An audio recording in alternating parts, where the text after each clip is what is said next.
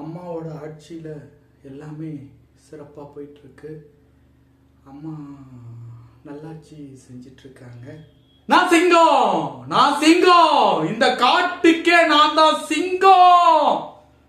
ஐயா கலைஞர் அவர்கள் பார்த்தீங்கன்னா சூப்பராக எல்லாருக்கும் வீடு கட்டி கொடுத்துருக்காரு. அந்த இடத்துல கலைஞர் அவர்களுக்கு ஒரு சிலையை வைக்கணும் அப்படிங்கிறது தான் என்னோட ஆசை.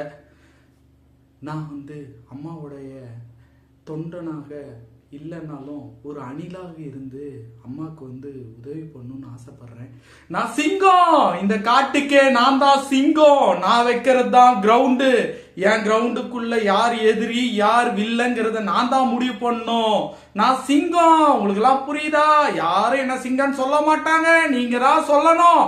முதல்ல நீங்க சொல்லுங்க, எல்லாரும் சொல்லுங்க. சிங்கம் யாரு? நான் விஜய், ஜோசப் விஜய் தான் சிங்கம். இனிமே ஞாபகம் இருக்கா?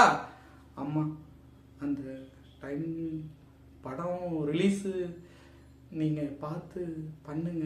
அம்மாவோட ஆட்சி சூப்பராக போயிட்டுருக்கு. அம்மா நல்லா போயிட்டுருக்காங்க. அம்மாவுக்கு நன்றி சொல்லணும். நன்றி அம்மா. திமுக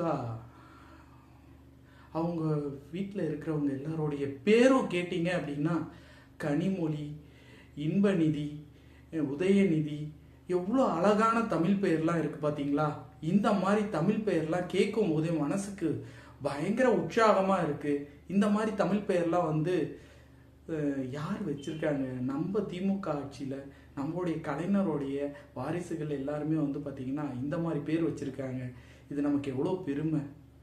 நான் சிங்கம், நான் தான் சிங்கம், இந்த காட்டுக்கே நான் தான் சிங்கம்.